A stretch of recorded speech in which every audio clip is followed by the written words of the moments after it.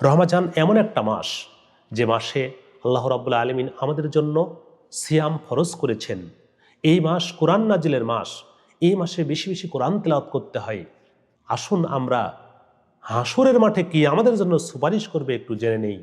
আমাদের জন্য হাসরের মাঠে সুপারিশ করবে সিয়াম এবং কোরআন। ওই যে শুনুন, বাইহাকি শোয়াবুল ইমানের 1994 নম্বর হাদিস, আব্দুল্লাহ বিন আমর রাদিয়াল্লাহু আনহু বলেন, রাসূলুল্লাহ সাল্লাল্লাহু আলাইহি ওয়াসাল্লাম বলেছেন, সিয়াম এবং কোরআন বান্দার জন্য আল্লাহর নিকটে সুপারিশ করবে।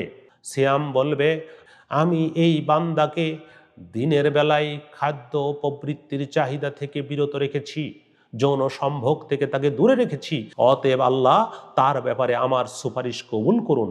আরেক পাশে দাঁড়িয়ে কোরআন আল্লাহর কাছে বলবে, আমি এই বান্দাকে রাত্রিবেলায় ঘুম থেকে বিরত রেখেছি, অতএব তার ব্যাপারে আমার সুপারিশ কবুল করুন। রাসূলুল্লাহ সাল্লাল্লাহু আলাইহি ওয়াসাল্লাম বলছেন, অতঃপর আল্লাহ রাব্বুল আলামিন সিয়াম এবং কোরআনের সুপারিশ কবুল করে নেবেন। কি আনন্দের সুসংবাদ! আপনার জন্য সিয়াম আল্লাহর নিকটে সুপারিশ করবে, আপনার জন্য কোরআন আল্লাহর নিকটে সুপারিশ করবে। কি মহা সুসংবাদ!